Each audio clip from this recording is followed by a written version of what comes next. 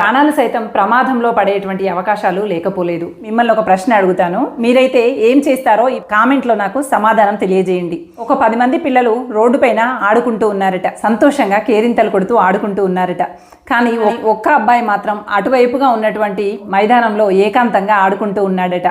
అదే సమయంలో రోడ్డు పైన వస్తున్నటువంటి ఒక బస్సుకి బ్రేకులు ఫెయిల్ అయ్యాయట. ఏం చేయాలో అర్థం కాక బస్సు నడుపుతున్నటువంటి డ్రైవర్ ఉన్నాడు. ఇటు చూస్తే 10 మంది పిల్లలు కనిపించారు, ఇటు చూస్తే ఒక్క పిల్లవాడే కనిపించాడు. అయ్యో, ఈ బ్రేకులు ఫెయిల్ అయినటువంటి బస్సును ఇటుగా వెళ్ళనిస్తే 10 మంది పిల్లలు మరణిస్తారు, అదే వైపుగా డైవర్ట్ చేసినట్లయితే ఒక్క పిల్లవాడే మరణిస్తాడు కదా అని చెప్పి డ్రైవర్ ఒక్క పిల్లవాడు ఉన్నటువంటి వైపు బస్సుని మరల్చాడట. మైదానంలో ఆడుకుంటున్నటువంటి పిల్లవాడు ఇబ్బందికి గురి అయ్యాడు.